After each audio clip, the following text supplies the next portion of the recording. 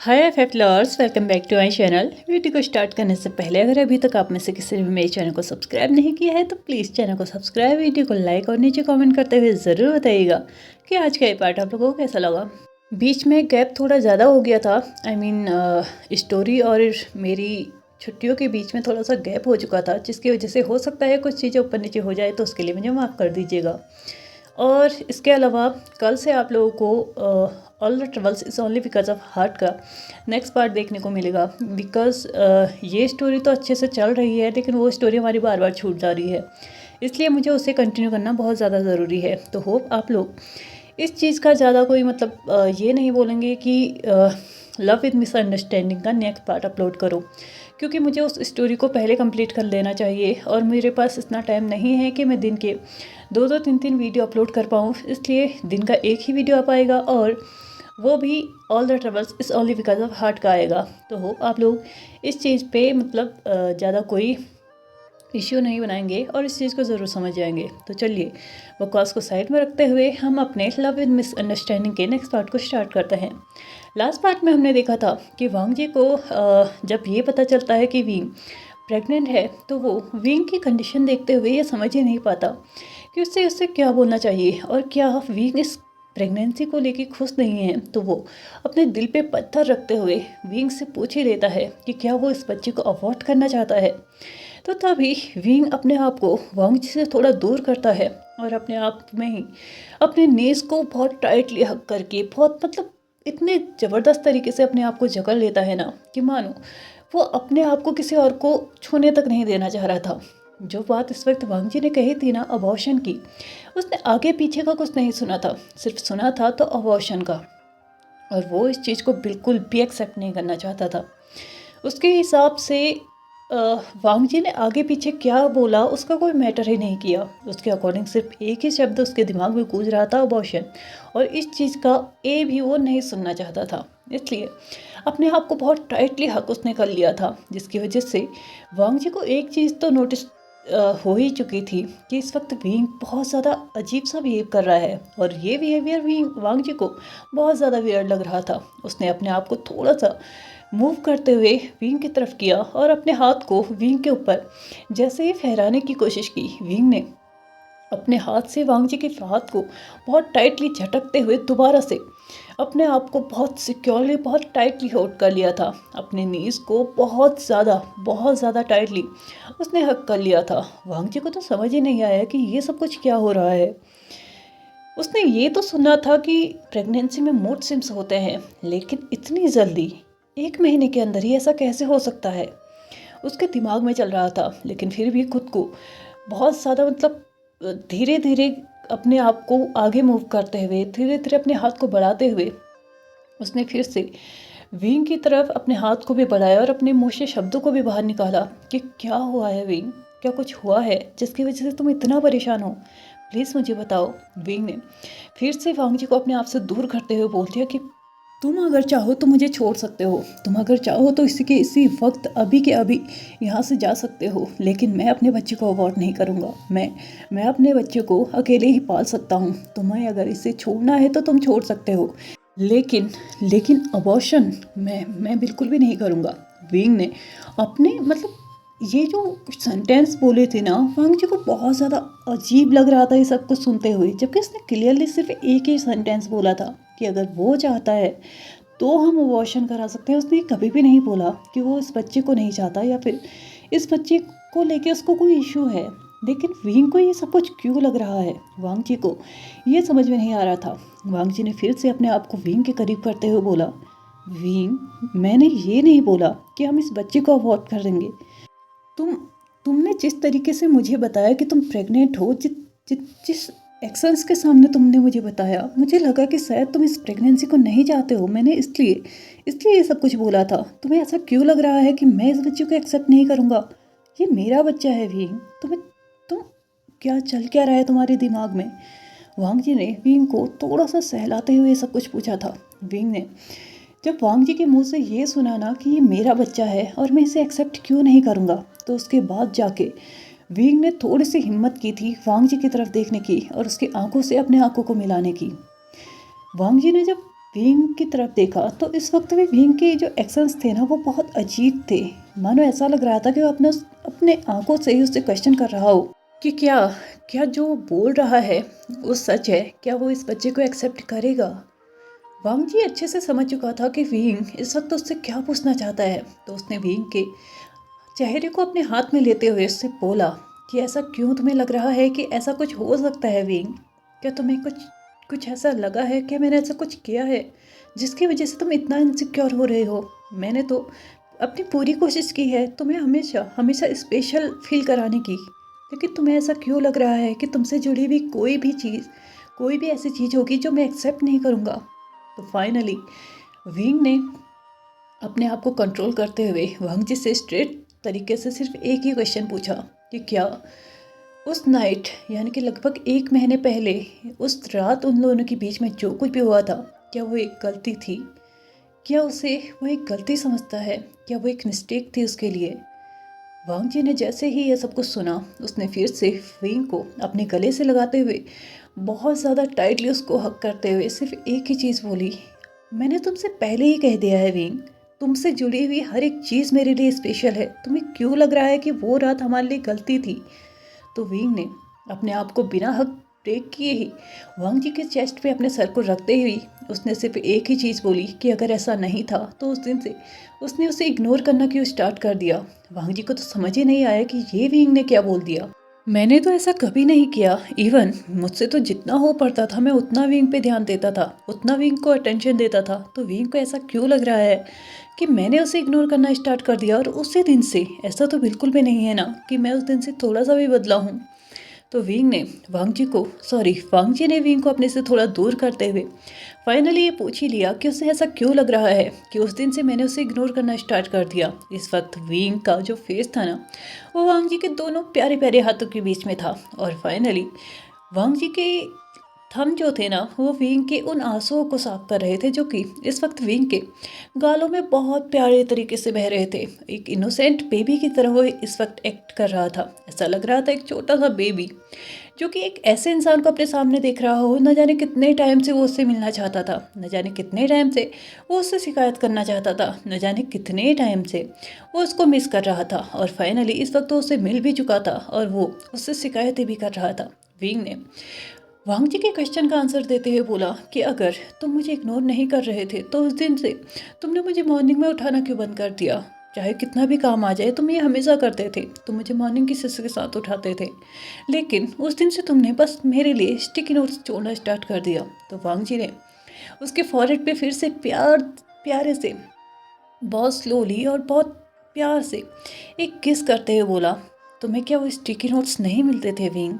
तो विंग ने हाँ मैं अपने सर को हिलाया कि उससे भी स्टिकी नोट्स मिलते थे। तो वांग जी ने उसके फेस को फिर से अपने प्यारे प्यारे हाथों में लेते हुए बोला, तो फिर क्या तुम्हें फिर भी लगता है कि मैं तुम्हें इग्नोर कर रहा था। मैं हर रोज़ तुम्हारे लिए स्टिकी नोट्स छोड़ के आता था, तो तुम्हें क्यों लग रहा है कि मैं तुम्हें इग्नोर कर रहा हूँ। तो विंग ने इसी बात को मुद्दा बनाते हुए वांग जी के सामने रख दिया कि एग्जैक्टली मुझे इसी बात से प्रॉब्लम है कि जो स्टिकी नोट लगभग 1 साल से आधा तक ख़त्म नहीं हुआ था, वो स्टिकी नोट 1 साल में तो छोड़ो 1 हफ्ते में ही पूरा तरीके से, मतलब उस स्टिकी नोट का जो बुक है ना वो 1 हफ्ते में ही ख़त्म हो गया है, जबकि 1 साल से वो चला आ रहा था। तो इतनी इजीली वो कैसे ख़त्म हो गया, क्योंकि तुमने सिर्फ और सिर्फ मेरे लिए छोड़े तो वो स्टिकी नोट्स। आखिर ऐसा कैसे हो गया वांग जी। वो विंग इस वक्त वांग जी से क्वेश्चन कर रहा था। वांग जी को विंग के इस क्वेश्चन का ना सच में मतलब उससे सोचा ही नहीं था कि खोदा पहाड़ और निकला चूहा वाला जो कहावत है ना वो यहीं पे निकल जाएगा। उसको लग रहा था कि शायद उसने कुछ ऐसा किया हो, या फिर हो सकता है विंग को कुछ ऐसा देखने को मिला हो जिसकी वजह से शायद विंग को उसके ऊपर अब ट्रस्ट ना रहा हो सकता है कि बाई मिस्टेकली ही सही, कभी क्या पता विंग ने उसको किसी लड़की के साथ देख लिया हो या फिर किसी और के साथ हंस हंसते बात करते देख लिया हो। हालांकि वांग जी ने ऐसा कुछ नहीं किया था। हाँ, अपने बिजनेस के रिलेटेड वो बहुत जगह घूमा था, बहुत कुछ उसको करना पड़ा था, बहुत सारे लोगों से भी मिलना पड़ा था, मीटिंग्स करनी पड़ी थी, जिसकी वजह से हो सकता है क्या पता किसी ने विंग को ये बता दिया हो कि वांग जी काम में नहीं है और कुछ और ही कर रहा है। तो हो सकता है कि विंग इस सब को लेके बैठ गया हो। लेकिन वांग जी को जब लास्टली ये पता चला ना कि विंग को इस बात से प्रॉब्लम थी कि उसने सुबह उसे उठाया नहीं, उससे बात नहीं की और उसे किसेस नहीं किए, तो ये चीज़ वांग जी को बहुत ज़्यादा मतलब फ़नी लग रही थी। क्या सच में ये भी कोई रीज़न हो सकता है कि वो नाराज़ हुआ पड़ा है? यहाँ तक कि जब उसे पता है कि वो प्रेग्नेंट है और इस वक्त उसका इस तरीके से रोना बिल्कुल भी अच्छा नहीं है, वो फिर भी ये सब कुछ किए जा रहा है। और यहाँ तक कि उसने तो ये तक सोच लिया कि हो सकता है कि मैं उस बेबी को तक एक्सेप्ट नहीं करूँगा जो कि खुद मेरा है। वांग जी ने विंग को बहुत प्यार से अपनी तरफ खींचा और उसके मतलब एक टाइटली हग करते हुए, उसके पीठ को रब करते हुए, सहलाते हुए उसको शांत करने की कोशिश की और तब जाके बोला, विंग, एज ए बिजनेसमैन क्या तुम नहीं जानते हो कि हर किसी की कंपनी में एक पीक टाइम आता है जिस टाइम पे हमें बहुत ज़्यादा काम करना पड़ता है? क्या तुम नहीं जानते? विंग ने इनोसेंटली अपने सर को हिलाते हुए नोट किया कि हाँ वो जानता है। तो वांग जी ने फिर से एक चकल करते हुए उसको बोला, तो क्या तुम्हें नहीं लगता कि मैं उस पीक टाइम में ही फंसा रह गया जिसकी वजह से मुझे बहुत ज़्यादा काम करना पड़ा? तो विंग ने फिर से कंप्लेन करते हुए बोला, पीक टाइम तुम्हारी कंपनी में पहली बार तो नहीं आ रहा था ना? पिछले 4 साल से हम दोनों एक साथ रह रहे हैं और तुम्हारे और मेरी कंपनी में हमेशा पीक टाइम्स आते रहते हैं और हम लोग हमेशा उनको मैनेज करते हैं। तो इस बार ऐसा क्या हो गया कि तुम्हें सुबह सुबह बिना मुझे उठाए ही जाना पड़ता था? तो वांग जी ने विंग को थोड़ा सा अपने से दूर किया, उसके गाल को सहलाते हुए फिर से बोला, इस बार अंकल हमारे साथ नहीं हैं। तुम्हें पता है ना कि अंकल की तबीयत ठीक नहीं है, जिसकी वजह से मुझे और ब्रदर हम दोनों को ही बहुत ज़्यादा काम करना पड़ता है। एक मिनट, क्या तुम्हें पता भी है कि तुम्हारा बॉयफ्रेंड कितने बजे घर से निकल जाता है? विंग ने अपने इंडेक्स फिंगर को अपने दांतों के तले दबाते हुए सोचना स्टार्ट कर दिया कि उसका बॉयफ्रेंड कितने बजे घर से जाता था। तो वांग जी ने चकल करते हुए लास्टली विंग को एक चीज़ बताई कि वो कितने बजे घर से निकलता था। और जो सुनने के बाद विंग को तो ऐसा लग रहा था कि वांग जी का ये डिसीजन जो था ना, उसको ना उठाने का सबसे बेस्ट डिसीजन था, क्योंकि वांग जी के अकॉर्डिंग वांग जी लगभग 4 से 5 बजे के बीच ही घर से निकल जाता था और विंग इतनी जल्दी उठ के अपनी प्यारी सी नींद को तो बिल्कुल भी स्पॉइल नहीं करना चाहता था। लेकिन ये जानने के बाद कि वांग जी ने उसे इसीलिए नहीं उठाया कि इतनी सुबह से उठ के वो क्या करेगा। यहाँ तक कि वांग जी इसके अलावा सारे काम करके जाता था। उसके लिए ब्रेकफास्ट अगर उसको उसके पास टाइम है तो बना देता था, नहीं टाइम है तो वो ऑर्डर करके रख लेता था। बाथरूम में उसकी सारी चीज़ें बिल्कुल रेडी मिलती थी। यहाँ तक कि उसको स्टिकी नोट्स भी मिलते थे जो कि उसके लिए ज़रूरी होते थे कि उसे क्या करना है, कैसे करना है और किस तरीके से रहना है, अपना ध्यान रखना है या नहीं। हर एक चीज़ उसको मिलता था। लेकिन लास्टली वांग जी ने एक और चीज़ कन्फ्रेस की थी कि उसने कभी भी बिना उसे किस किए घर से बाहर कदम नहीं रखा, जिसको सुनने के बाद विंग की जो गाल थी ना वो बहुत ज़्यादा ब्लश करने लगे थे। उसमें ना मतलब हॉटनेस, रेडनेस सब कुछ एक साथ आ गया था, क्योंकि विंग को एक चीज़ तो अच्छे से रियलाइज़ हो रहा था कि वांग जी ने सच में उसे किस तो किया होगा। क्योंकि भले ही वो नींद में होता था लेकिन कुछ टच तो उसे महसूस होता था। हालांकि अपने गुस्से के चलते उसे अभी तक ये महसूस नहीं होता था कि वो टच किया था। लेकिन फाइनली जब वांग जी ने अपने उसके सामने कन्फेस किया था कि उसने बिना किसके इस घर से बाहर कदम नहीं रखा था, तो उसे एक चीज़ तो रिलीफ मिल चुकी थी कि वांग जी ने उसको इग्नोर नहीं किया। फाइनली अपनी गलती समझते हुए विंग ने वांग जी को बहुत टाइटली हग किया और एक मतलब धौंस जमाते हुए बोल दिया, ठीक है, सॉरी। वांग जी ने जैसे ही ये सुना कि विंग ने किस टोन में उसे सॉरी बोला है, तो वांग जी को तो एक चीज़ मतलब ऐसा लग रहा था ना कि एटलीस्ट थोड़ा सा पोलाइटली, थोड़ा सा गिल्ट फील करते हुए, थोड़ा सा प्यार से ये मुझसे सॉरी तो बोल सकता था। उसने विंग को अपने से दूर किया और प्यार से पाउट बनाते हुए बोला, क्या तुम ऐसे ही इतने इतने अड़ियल तरीके से मुझसे सॉरी बोलोगे? क्या तुम्हें नहीं लगता कि तुम्हें बहुत प्यार से मुझे सॉरी बोलना चाहिए? वांग जी ने फिर से एक पाउट बना लिया, जिसका लास्टली रिजल्ट ये निकला कि विंग ने सॉरी के बदले किस उसे कर दिया उसके उस पाउटी लिप्स पे। और वांग जी ने भी इस सॉरी को बहुत हंसते हंसते, बहुत खुशी के साथ स्वीकार भी कर लिया था।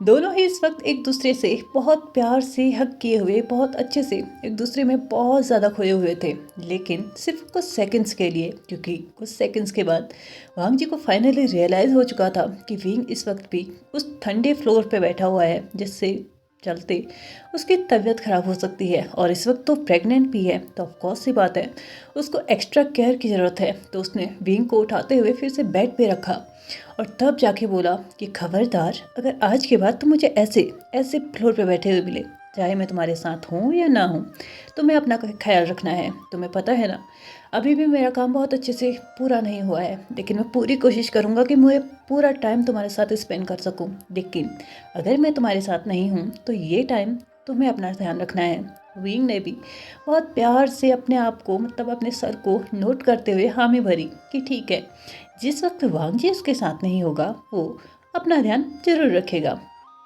वांग जी ने फाइनली विंग के फेस को अपने हाथ से साफ करते हुए उसके उस, मतलब जो सूखे से आंसू उसके गालों में निशान अभी तक थे ना, उनको भी बहुत अच्छे से साफ करते हुए फिर अपनी तरफ वांग जी को, सॉरी विंग को खींचते हुए एक टाइटली हग करते हुए उसको पूछा, अच्छा ठीक है, मुझे बताओ कि तुम इस कमरे में कब से हो। तो विंग ने इस क्वेश्चन का आंसर देने से पहले अपने शर्ट के स्लिप से ही अपने आंसुओं के साथ साथ अपने नोजी को भी साफ कर लिया, जो उस वक्त उसे रोने की वजह से आ रहा था। और एक बेबी वॉइस में उसने पूछा, इस वक्त टाइम क्या हो रहा है। तो वांग जी ने अपने रिस्ट वॉच को चेक करते हुए बोला कि लगभग 8:15 हो चुका है। तो वांग जी ने फिर विंग की तरफ देखा, तो विंग ने फिर से प्यार से, बहुत ही प्यार से, ताकि विंग जो बोलने वाला है उसके ऊपर वांग जी उस पर गुस्सा ना करे, इसलिए उसने अपने इनोसेंट से फेस के साथ और अपने पाउटी लिप्स के साथ सिंपली बोला, मैं 2 बजे घर पहुंच चुका था और मैं तब से इसी रूम में हूँ। वांग जी ने जैसे ही ये सुना ना कि विंग लगभग 2 बजे से इस रूम के अंदर है और अभी 8:15 हो चुके हैं, लगभग 6 घंटे। विंग ने 6 घंटे सिर्फ रोते हुए और इस ठंडे फ्लोर पे बैठे हुए और बिना खाए ही बिताए हैं। मतलब उसने उसके अंदर जो बेबी है उसकी तो अच्छे से वाट लगा दी। और फाइनली अपने गुस्से को बिना कंट्रोल किए ही वांग जी ने चिल्लाते हुए उससे बोला, क्या कहा तुमने? तुम 2 बजे से इस कमरे में हो? विंग, तुम्हें पता भी है तुमने क्या किया है? तुमने मेरी बेबी को भूखा रखा है। तुम ऐसा कैसे कर सकते हो विंग? वो तुम ही हो जो ये सोच रहे थे कुछ टाइम पहले कि अगर मैं तुम्हारा साथ नहीं दूंगा तो तुम अपने बेबी का ध्यान रखोगे, तुम हमारे बेबी का ध्यान रखोगे। ऐसा कैसे कर सकते हो तुम? क्या ऐसे तुम हमारे बेबी का ध्यान रखोगे? हाँ, मुझे तुमसे उम्मीद ही नहीं करनी चाहिए कि तुम हमारे बेबी का ध्यान भी रख सकते हो। उसने विंग को अपने आप से थोड़ा सा दूर करते हुए और मतलब थोड़ा सा डांटते हुए वे में ये सब कुछ बोला था, जिसे देखने के बाद विंग को एक चीज़ तो श्योर हो चुकी थी कि अगर नेक्स्ट टाइम उसने ऐसा कुछ किया ना तो शायद वांग जी के एंड से उसको बहुत बहुत ज़्यादा पनिशमेंट मिलेगी। और वो पनिशमेंट क्या होगी वो तो खैर मैं भी नहीं जानती और अभी विंग भी नहीं जानता। लेकिन विंग के इस प्यारे से, ब्यूटीफुल से, इनोसेंट से बेबी फेस के सामने वांग जी का गुस्सा ज़्यादा देर टिक नहीं पाया। उसे देखते ही वांग जी ने बिना विंग के सॉरी के ही उसे माफ़ कर दिया और फिर से उसको बोला, चलो ठीक है, मैंने तुम्हें माफ़ किया, लेकिन हमें अभी कुछ खाने की ज़रूरत है और स्पेशली तुम्हें खाने की ज़रूरत है, नहीं हमारे बेबी को खाने की ज़रूरत है। ऐसा कहते हुए उसने विंग को अपने आर्म्स में ले लिया। विंग ने भी अपने दोनों लेग्स को वांग जी के कमर के अराउंड रैप कर लिया, जिसके चलते ऐसा लग रहा था कि एक छोटा सा बेबी नींद से उठाया गया हो और इस वक्त उसको एक, उसका मतलब जो फादर होता है ना, वो अपने छोटे से बेबी को आधी नींद में उठा के कहीं लेके जा रहा हो और वो बेबी जो है ना अपने फादर के शोल्डर पे अपने सर को रखते हुए ना अभी वहाँ पे सो रहा था, ऐसा लग रहा था। और वांग जी ने इसी तरीके से विंग को कैरी किया और अपने आप को नीचे की तरफ बढ़ाना स्टार्ट किया। कमरे से बाहर आके इस वक्त वो नीचे की तरफ बढ़ रहे थे और फाइनली 2 मिनट के बाद वो किचन में भी पहुंच चुके थे। इस वक्त भाग जी को टाइम तो लगता कुछ ना कुछ पकाने के लिए, कुछ ना कुछ बनाने के लिए, इसलिए सबसे पहले उसने कुछ फ्रूट्स को धोया और उसके बाद उन्हें कट करके विंग को दे दिया। विंग भी अब बहुत प्यारे से बेबी की तरह उन फ्रूट्स को खाना स्टार्ट कर चुका था और लगभग जब वो फ्रूट आधे हो चुके थे तो दूसरी तरफ वांग जी का भी खाना लगभग बन ही चुका था। वांग जी ने अब उस गर्म से खाने को थोड़ा ठंडा करने की कोशिश की ताकि उसको वो विंग को आसानी से खिला सके और उसका बेबी जो इतने टाइम से भूखा है उस बेचारे को कुछ तो मिल सके। आखिरकार विंग ने जितना भी उसके अंदर होगा उसने वो रोते हुए, सोचते हुए और उस ठंडे फ्लोर में बैठते बैठते सारा बर्बाद कर दिया, और उसके बेबी तक तो कुछ पहुंचा ही नहीं होगा। इसलिए उसे ज़रूरत है कि विंग को ज़्यादा से ज़्यादा खिलाए और ज़्यादा से ज़्यादा हेल्दी रखे। और साथ ही साथ उसको ये भी याद था कि लगभग 4 साल पहले डॉक्टर ने उसे ये कहा था कि मेल प्रेगनेंसी बहुत ज़्यादा डिफ़िकल्ट होती है। अगर उसमें जो प्रेगनेंसी कैरी कर रहा है वो पर्सन थोड़ा सा मतलब स्ट्रेस्ड हो और परेशान हो, उसको अच्छा फील ना हो रहा हो, वो मतलब चिंता में डूबा रहे, तो उसकी जो प्रेगनेंसी होती है वो बहुत ज़्यादा कॉम्प्लिकेटेड हो जाती है। इसलिए उस इंसान को ज़्यादा से ज़्यादा खुश रहने की, हेल्दी रहने की और पॉजिटिव रहने की ज़रूरत है। इसलिए हेल्दी फूड खाने से ही वीइंग हेल्दी हो सकता है, वांग जी का साथ देने से ही वीइंग स्ट्रेस फ्री हो सकता है। और जब हर कोई उससे ये बोलेगा ना कि ये बेबी बिल्कुल वैसे ही जन्म लेगा जैसे कि एक नॉर्मल वुमेन एक बेबी को जन्म देती है, तो ऑफ कोर्स सी बात है ये उसके ऊपर एक पॉजिटिव मतलब पॉजिटिव इफेक्ट करेगा। वांग जी ने अपने एंड से तो पूरी कोशिश करने की सोच ही ली थी, लेकिन हाँ उसने ये भी सोच ली थी कि वो विंग को दूसरे के मतलब कोई और भी उसको विंग को ये ना बोल सके कि एक आदमी होते हुए ये बेबी कैरी कर रहा है, ये कैसे जन्म देगा, क्या इस बच्चे को जन्म भी दे पाएगा, ये ऐसा इन सब चीज़ों से भी उसको उसे दूर रखना होगा। वांग जी विंग को खाना खिला ही रहा था कि तभी विंग के दिमाग में एक क्वेश्चन आ पहुंचता है। हालांकि वो क्वेश्चन बहुत ज़्यादा इनवैलिड था, लेकिन फिर भी विंग के दिमाग में आया है तो विंग के अंदर रहेगा इसकी तो उम्मीद बिल्कुल भी नहीं है। इसलिए उसने अपने प्यारे प्यारे शब्दों को अपने मुंह से बाहर निकालते हुए फाइनली विंग ने वांग जी को ये क्वेश्चन पूछ ही लिया कि क्या जो नाइट उन लोगों ने एक साथ स्पेंड की थी एक महीने पहले, क्या वो उसके लिए कोई गलती नहीं है। वांग जी ने जैसे ही ये क्वेश्चन सुना ना, तो उसने अपने हाथों को विंग के कानों के अराउंड रैप कर दिया। विंग के कानों के ऊपर अपने हाथों को रख लिया, जिसकी चलते विंग को तो ये समझ ही नहीं आया कि वांग जी ने ये सब कुछ क्यों किया। और उसने वांग जी से उन हाथों को अपने आप से दूर करते हुए पूछा, तुम ये क्या कर रहे हो, मैंने तुमसे क्वेश्चन पूछा है। तो तभी वांग जी बोलता है, क्या तुम्हें नहीं लगता कि तुम हमारे बच्चे को डरा रहे हो, वो मिस्टेक कैसे हो सकता है। उसने अपने आप को थोड़ा सा बैंड किया, विंग के बेली तक पहुंचा और वहां जाके वो उस छोटे से बेबी से जो कि अभी तक एक बीज है उससे बात करना स्टार्ट कर दिया। वांग जी ने अपने शब्दों को बाहर निकालते हुए बोला, बेबी तुम्हें पता है तुम्हारे डाडा है ना, वो बिना सोचे समझे बोल देते हैं, इसलिए उनकी बातों का ना बिल्कुल भी माइंड मत करना। और जहाँ तक रही मिस्टेक, नहीं तुम मेरे लिए बिल्कुल भी एक रत्ती भर भी मिस्टेक नहीं हो। इवन तुम तो मेरे लिए बहुत बहुत बहुत ज़्यादा प्रीसियस हो। और हाँ, तुम्हारे डाडा अगर तो ऐसी कोई बात करे ना नेक्स्ट टाइम, तो तुम खुद ही अपने कानों को बंद कर लेना, क्योंकि मैं नहीं चाहता कि तुम भले ही अभी इसके पेट के अंदर हो, लेकिन फिर भी मैं नहीं चाहता कि तुम ऐसी कोई बात सुनो, क्योंकि मैं जानता हूँ कि तुम मेरे लिए कोई मिस्टेक नहीं हो और ना ही तुम्हारे डाडा से जुड़ी हुई कोई भी चीज़ मेरे लिए मिस्टेक है। कुछ भी चीज़ मेरे लिए गलत नहीं है अगर वो तुम्हारे डाडा से जुड़ी हुई हो तो। वांग जी ने अपने आप से अपने बेबी के साथ बात करते हुए लास्टली विंग की टमी पे, जो कि अभी तक बहुत ज़्यादा फ्लैट था, क्या ही वो ग्रो हो पाता यार, 1 महीने का बेबी एक बीज के बराबर, वो अभी से कहाँ ग्रो हो पाता। लेकिन फिर भी वांग जी ने विंग के टमी पे किस करते हुए ये फील कर लिया कि उसने अपने बेबी को विश किया है। साथ ही साथ अब उसने विंग की तरफ अपने चेहरे को मुड़ाया और विंग के फॉरहेड पे भी किस करते हुए बोला, हो तुम नेक्स्ट टाइम ऐसी कोई बात नहीं करोगे। विंग ने अपने आंखों को सिर्फ और सिर्फ वांग जी के ऊपर टिकाते हुए बोला, 1 मिनट, तुम मॉम भी तो बोल सकते थे, तुमने डाडा क्यों बोला, या फिर डैड बोल सकते थे। तो वांग जी ने चकल करते हुए बोला कि वो डैड मुझे बोलेगा। तो विंग ने फिर से बोला, ठीक है तो मुझे मॉम बोल सकता है या बोल सकती है। तो वांग जी ने फिर से उसको रिप्लाई करते हुए बोला, एक बात मेरी अपने दिमाग में बहुत अच्छे से बैठा लो विंग, तुम एक लड़के हो और तुम कभी भी ऐसा रोल प्ले नहीं कर सकते जो कि तुम नहीं हो। तुम्हारी रियल आइडेंटिटी यही है कि तुम एक लड़के हो। हाँ, तुम्हारे अंदर कुछ स्पेशल फीचर्स हैं जिसकी वजह से मैं अपने आप को सच में बहुत ज़्यादा लकी फील करता हूँ कि मेरी लाइफ में एक तुम जैसा इंसान आया है जो कि मेरे बेबीज़ को कैरी कर सकता है। लेकिन तुम फिर भी एक लड़के ही हो और मैंने तुम्हें एक लड़के की तरह ही एक्सेप्ट किया है। मैं चाहता हूँ कि हमारे बेबीज़ भी ये जाने कि वो एक स्पेशल पर्सन के थ्रू पैदा हुए हैं। उन्हें कभी भी तुम्हें मॉम बोलने की ज़रूरत नहीं है। मॉम बोले, डाडा बोले, डैड बोले, कुछ भी बोले, सच यही रहेगा कि तुम ही उन्हें जन्म देने वाले हो। और मैं चाहता हूँ कि वो सबको ये बताए कि एक लड़के ने उन्हें जन्म दिया है। मेरे लिए कोई फ़र्क नहीं पड़ता कि तुम्हें वो लड़का वो मॉम बोले या डैड, लेकिन हाँ, मेरे लिए फ़र्क ज़रूर पड़ेगा जब ये सारी दुनिया तुम्हें एक लड़कियों की तरह देखना शुरू कर देंगे। मैं चाहता हूँ कि तुम जो हो उसी आइडेंटिटी के साथ तुम्हें सारी दुनिया एक्सेप्ट करे। वांग जी की इन बातों के साथ विंग इतना इमोशनल हो चुका था ना, उसने कभी नहीं सोचा था कि उसके लाइफ में कोई ऐसा इंसान आएगा जो कि उसको पूरी तरीके से एक्सेप्ट करेगा, चाहे वो कैसा भी है।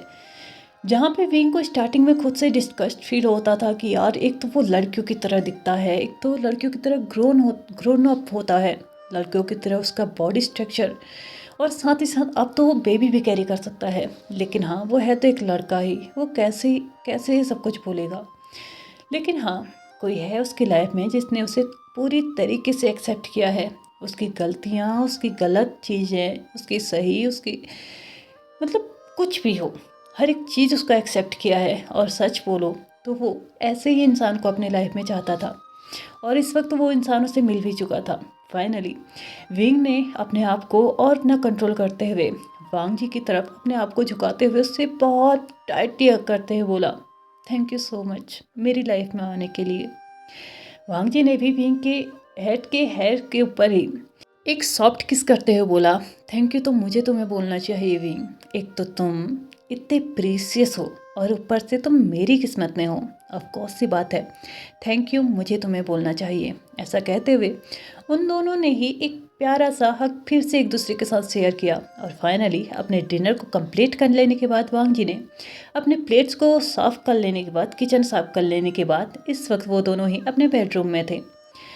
और इस वक्त वो दोनों ही अपने बेड के ऊपर एक दूसरे को हग किए हुए, इस वक्त वांग जी के हैंड विंग के राउंड रैप थे, तो विंग का हेड वांग जी के चेस्ट पे था, उसके हैंड भी वांग जी के वेस्ट के अराउंड रैप थे। लेकिन वांग जी को सडनली कुछ याद आता है, जिसकी वजह से उसने विंग को अपने आप से थोड़ा सा दूर किया और फिर जाके बोला, अरे हाँ, मैं तो तुम्हारे लिए कुछ लेके आया था, या ये कहो कि तुम्हारे लिए एक सरप्राइज प्लान करके आया था। लेकिन घर आते ही तुमने मुझे शॉक्ड और सरप्राइज एक साथ कर दिया, जिसकी वजह से मैं अपना सरप्राइज तो भूल ही गया। ऐसा कहते हुए उसने विंग को अपने आप से पूरी तरीके से दूर करते हुए बेड से नीचे कदम रखे और फाइनली अपने एक हैंडबैग की तरफ, ब्रीफ केस की तरफ उसने हाथ बढ़ाया। उसमें से कुछ पेपर्स लाके विंग के सामने रख दिए। विंग ने उन पेपर्स को जैसे ही पढ़ना शुरू किया तो उसने ऊपर से देखा कि वो मैरिज फॉर्म था, और वो बहुत जल्द ही जो डेट उसमें थी ना, वो लगभग सिर्फ और सिर्फ 5 दिन के बाद की ही थी, जिसे देखने के बाद उसे एक चीज़ तो क्लियर हो चुकी थी कि वांग जी ने फाइनली उसे शादी के लिए प्रपोज कर दिया है। और उसने वांग जी की तरफ अपने फेस को घुमाते हुए अपने क्वेश्चनिंग लुक के साथ ही ये क्वेश्चन पूछ लिया। बिना शब्दों को यूज़ किए उसने ये पूछ लिया कि क्या वो सच में 5 दिन के बाद शादी करने वाले हैं। तो वांग जी ने भी एक प्यारी सी स्माइल देते हुए ये कंफर्म कर दिया कि हाँ, वो 5 दिन के बाद शादी करने वाले हैं। We are going to marry very soon. Wang ji का ये सेंटेंस कंप्लीट होते होते ही ना, वांग जी को अपने ऊपर बहुत भारीपन सा कुछ फील होने लगा था, और वो कुछ और नहीं, वो था विंग, जो कि इस न्यूज़ को सुनते ही इतना खुश हो चुका था ना कि वो अपने ऊपर से कंट्रोल खो चुका था, और इस वक्त कूदते हुए वो वांग जी के ऊपर जाके उसको टाइटली हक कर चुका था। इस वक्त फिर से उसके लेग्स वांग जी के वेस्ट के अराउंड रैप थे, उसके हाथ वांग जी के नेक के अराउंड रैप थे, और वो बहुत इतना खुश था ना कि वही मानो वो झूला खेलने के लिए तैयार था। लेकिन वांग जी इंसान है यार, इतनी ताकत उसके ऊपर भी नहीं है कि सडनली उसके ऊपर 50 से 55 किलो का वेट आके गिर जाए, और वो इंसान उसको ना आराम से कैरी भी कर पाए। आखिरकार वो इंसान है, और सडनली इतना ज़्यादा हैवी वेट उसके ऊपर आ जाएगा तो उसका भी डिसबैलेंस होना बनता ही है। बट हाँ, लकीली उसने अपने आप को थोड़ा सा मैनेज किया और अपने आप को टर्न कर ही लिया था, और फाइनली वो दोनों ही जाके इस वक्त बेड पे जाके गिरे थे। और इस वक्त विंग वांग जी के ऊपर था, तो वांग जी विंग के नीचे था।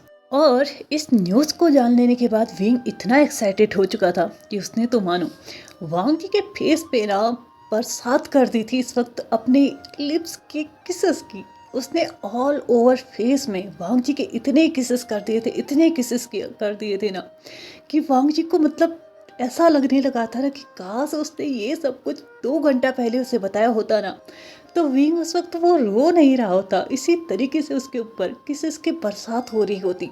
लेकिन क्या कर सकते हैं, कोई बात नहीं, लेट ही सही, लेकिन हाँ, उसका मतलब जो ये सरप्राइज उसने प्लान किया था ना, उसका रिजल्ट तो उसे मिल ही चुका था।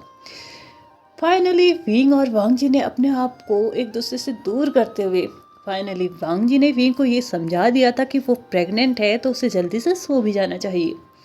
और इस वक्त फिर से वो अपने बेड के ऊपर उसी तरीके से, यानी कि वांग जी ने अपने हैंड्स विंग के अराउंड रैप किए थे, उसका एक हाथ उसके सर से लेके पीठ तक के एरिया को सहलाए जा रहा था और विंग भी अपने दोनों हाथों को वांग जी के वेस्ट के अराउंड रैप किए हुए था और अपने पूरी की पूरी बॉडी को विंग ने वांग जी के ऊपर ही झोंक दिया था। ऐसा लग रहा था कि उसके लिए वही जो मतलब वांग जी ही इस वक्त बहुत कंफर्टेबल बिस्तर बना हुआ हो और इसी जगह पे उसको कंफर्टेबल फील हो रहा हो। और शायद वो इस वक्त नींद जो नाम की एक चीज़ होती है ना, वो तो दूर दूर तक भी महसूस नहीं कर पा रहा था, क्योंकि उसके अकॉर्डिंग तो जो वो 5 दिन गुजरने थे ना, वो कैसे गुजरेंगे उसे समझ ही नहीं आ रहा था। उसके अकॉर्डिंग तो ये 5 दिन पलक झपकते ही निकल जाने चाहिए था। उसके अकॉर्डिंग तो ये 5 दिन ना होके 5 सेकंड होने चाहिए थे। या फिर देखा जाए तो सिंपली हम ये कह सकते हैं कि उससे तो उस 5 दिनों का ना, यानी कि 5 दिन के बाद जो होने वाला है ना, उस दिन का इंतज़ार ही नहीं हो रहा था। वैसे इंतज़ार तो मुझसे भी नहीं हो रहा है, मुझे भी बहुत ज़्यादा एक्साइटमेंट हो रही है उन दोनों की शादी की। लेकिन वीडियो की लेंथ जो है ना, वो बहुत ज़्यादा बड़ी हो चुकी है, यानी कि वीडियो बहुत ज़्यादा लंबी हो चुकी है, जिसकी वजह से शादी तो आज हम नहीं कर सकते हैं। लेकिन एक चीज़ मैं ज़रूर कर सकती हूँ, वो ये कि मैं आप सभी को इनवाइट ज़रूर कर सकती हूँ हमारी वांगशान की शादी के लिए। वेन्यू, टाइम और डेट मैं आप लोगों को मेरी कम्युनिटी टैब में आप लोगों को ज़रूर बता दूंगी और आप लोगों को इनवाइट भी करूंगी हमारे वांगशान की शादी के लिए। तो चलिए बकवास को बंद करते हैं और साथ ही साथ इस वीडियो को भी ख़त्म करते हैं। तो चलिए फ्रेंड्स, आज के इस पार्ट को हम यहीं पे ख़त्म करते हैं। वीडियो पसंद आया हो तो please like share subscribe and comment करते हुए जाइएगा। मुझे पता है बहुत ज़्यादा गैप हो चुका था बीच में, इसलिए मैंने आज बहुत लंबी वीडियो बना दी है। होप आप लोग इससे सेटिस्फाइड ज़रूर होंगे। तो चलिए, thank you so much for watching my video and bye bye.